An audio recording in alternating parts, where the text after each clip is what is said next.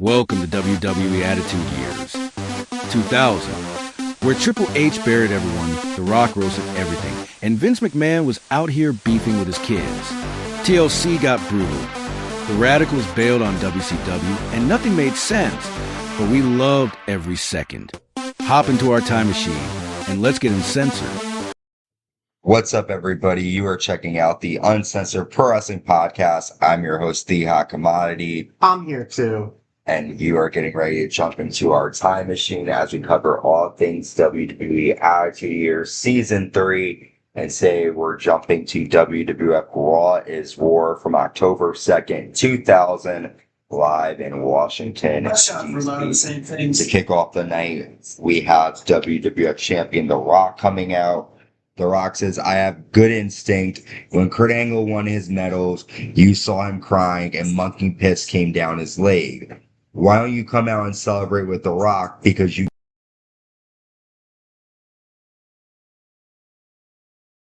my Olympic celebration. I capture the heart of America, and that's true. You needs help.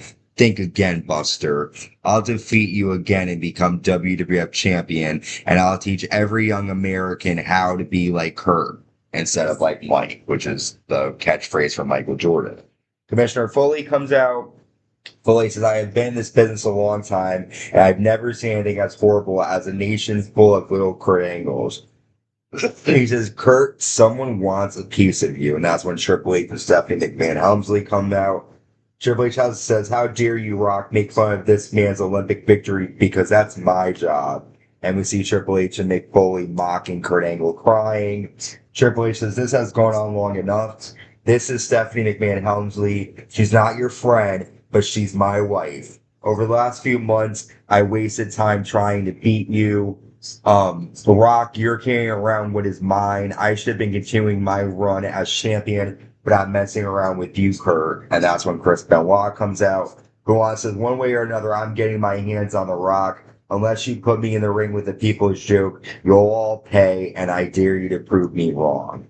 And then Kane comes out, and Kane says, no matter what anyone wants, that championship will find its way around my waist. Rock, you're mine. Your time is over. And then Rikishi comes out, and Rikishi says, Kane, let me let you in on a little secret. You're not getting a chance at The Rock's title because we have unfinished business. And then Rock says, Chris Benoit tonight, go with Kane and prove you're not a woman. And Kane, go find the balls Chris Benoit claims to have. After you're through playing touchy-feely with Chris Benoit's Inky Winky, come into the ring and get your ass kicked. So Mick Foley makes Triple H versus Kurt Angle in a #1 contendership. And The Rock and Rikishi against Chris Benoit and Kane. It was a good way to start off Raw. I always say very attitude-esque, like the first half an hour, everybody kind of doing their promos and stuff. And what I really like about this time is that there was a lot of guys that could have been champion then. And it's not really like that now. Like now it's like there's 2 or 3 guys that are on top and you kind of know who's going to win.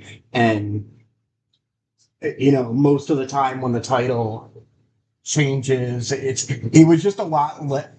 It's a lot more predictable now, and I like it back then because titles changed on Raw, they changed on PLEs, and there were a lot of top guys, and it made it really good storyline-wise. There's a lot of competition. WWF Tag Team Champions, the Hardy Boys with Women's Champion Lita, defend against Too Cool Hair. Matt lands a signature flying leg drop. Grandmaster Sexy hits a double DDT. And then Sky Trotty hits the worm, but Matt gets his foot on the ropes. Edge and Christian come out, and Edge accidentally spears Sky to Hottie, and Jeff Hardy lands a Swanton bomb, and the Hardys win with some help from Edge and Christian, although that wasn't their plan. And it seems like Edge and Christian have been on a downward spiral since losing their titles at Unforgiven. Yeah, I do think they're going to be champions again soon because it seems like it's pretty much them, the Hardys, and the Dudleys they're like the main three for the tag titles. So, like, I was just thinking about the main event. They need some more tag team competition because the three of them can put on really good shows like TLC and ladder matches, but you know, how many times can you do the same thing? And I do think it gets a little monotonous seeing the Hardys and Edge and Christian. Monotonous, I like that word. I agree that there wasn't a really huge number of tag teams during that time that were being utilized. So Triple H and Stephanie are backstage, and Triple H tells her, I got a bad feeling about tonight. We then see Taz, Raven, and X-Pac against the team of the Dudley Boys and Chris Jericho. Jericho applies the walls to Raven, but then X-Pac attacks Chris Jericho. Taz applies the Taz mission to Jericho, but Jericho's able to get out, and the Dudleys land a 3D to Raven, and Jericho lands a Lion Saw. Good six-man tag action here. Yeah, I like Jericho a lot, and I think he's going to be world champion soon. So I'm excited to see him actually win the gold. So we'll see. Commissioner Foley's backstage looking through China's Playboy magazine, and the right to censor confront Foley and say that Stone Cold Steve Austin is a cancer to the WWF. Yeah. Not good comments there. And it wasn't it this episode where they start to burn them? Burn who? The Playboys. I think. They were having like a little pep rally outside, and they had a fire going, and they were just burning boxes of Playboy with China on. So stupid. What a waste of money. Right? Jacqueline attacks WWF Women's Champion Lita backstage, and we get an impromptu street fight. Lita kicks Jackie into a bunch of boxes, and they all fall over. Lita then tosses Jacqueline into an 18-wheeler. Jackie and Lita climb the top of the truck on the hood. Lita pushes Jackie off, but then Jackie sprays Lita with a fire extinguisher and then hits Lita with a trash can lid, and referees separate the two. Pretty intense brawl between Lita and Jackie here. Yeah. Jackie was like one of the first really good, like she could really wrestle, and she wasn't just arm candy for people, for the guys. And Lita could really wrestle too. So, you know, this was really the start of the women's evolution, really.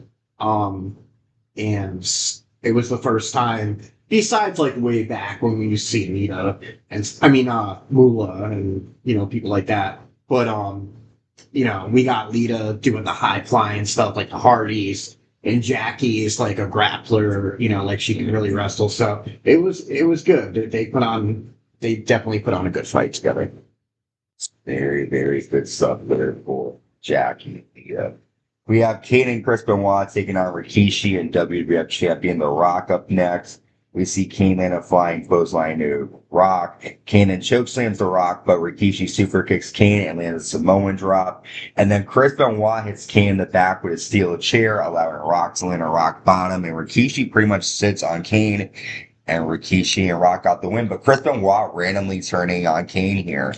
What'd you think? Yeah, well, that's kind of expected. I mean, they just kind of match against each other. Yeah. And, you know, they still kind of have a feud going. So, it wasn't a smart grouping the tag team them in the first place, you know. Yeah. Interesting tag match here. Commissioner Foley comes out next, and Foley says, last week I told Stone Cold Steve Austin to stop using stunners or else. He responded by being disrespectful. I'm giving Austin the chance to explain his actions tonight. And then Stone Cold comes out. Foley says, I get you're pissed off, but I need your word you won't interfere in matches again. Austin says, you keep saying you got an investigation. You sat on your ass. I called Cleo on the psychic hotline. She didn't have a clue who ran me over, and you don't either. And then Foley says, I brought in a crime suspect, badass Billy Gunn. Get out here. And then Billy Gunn comes out. Billy says, I came here face to face. The night you got ran over, I was not accounted for. But Stone Cold, I did not run you down. My flight was delayed. I do have some information for you, though. For a split second, I saw the driver. He said, the driver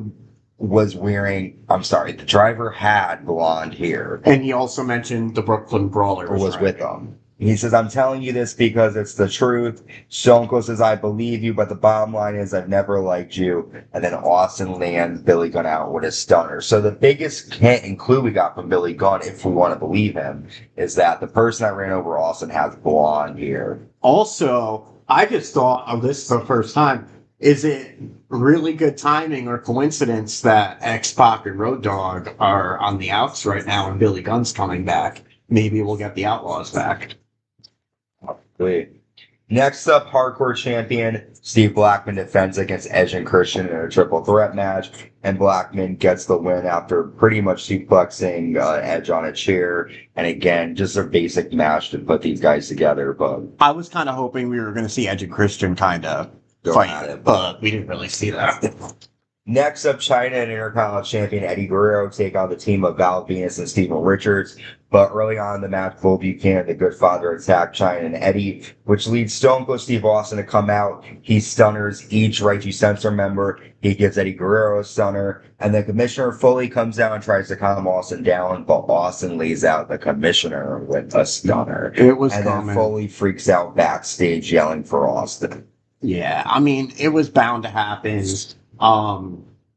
You know, Austin saying that Mick Foley's not really doing anything. I mean, what can he do? I mean, he's not Miss Cleo. You know, he can't see what happened. There's really, you know, I mean, he's been questioning people, but obviously Austin wants revenge and he's got to get it. So he's gonna get it, hopefully. Triple H tells Stephanie McMahon Helmsley he wants her to stay backstage during his match, and Stephanie walks off pissed but runs into Chris Benoit. And he asks her, how's your head doing? Because remember, Benoit lead her out with a headbutt. Stephanie then slaps the shit out of Benoit, and Benoit laughs. We then get our main event, the number one contenders. Winner takes on The Rock for the WWF title. Triple H versus Kurt Angle. Triple H slams Angle into the railing, and Stephanie comes out early on. Triple H then hits an elbow drop to Kurt Angle through the announce desk. Angle accidentally hits the referee. Triple H superplexes Angle, but then Chris Benoit comes out and grabs Stephanie. Triple H attacks Benoit and tosses Benoit to the ring steps. Angle gets a steel chair and Stephanie grabs it from Angle. Benoit pulls on Stephanie on the floor and then hits Triple H with a steel chair, allowing Angle to land an Olympic slam. And with some help from Chris Benoit, Kurt Angle has defeated Triple H and will go on to take on The Rock. Yeah, Kurt was definitely the one to win this match. It would definitely stir the pot with him and Stephanie. Kurt hasn't really... Has he had a championship match yet? Yeah, he's had one or two. Yeah. But this will be like his really big one. And, you know, it was best for storyline, definitely for Kurt to win. And, you know, Triple H he's not going to be happy with the little misses. Or Chris Benoit for that matter. Yeah. Well, we've reached the end of our episode of Raw. We're still trying to figure out who ran over Stone Cold Steve Austin. We've got No Mercy a couple weeks away, so we'll be covering that for you. When we go back to 2025, we will not look so we don't ruin it for ourselves. Yeah, we won't look. So with that, we've covered it all. Make sure you subscribe, like, and hit the notification bell on YouTube. Check out past episodes of the Attitude Years in the archive. You can hear us on Spotify, Apple Podcasts, and Amazon Music. And until next time, stay safe and stay uncensored.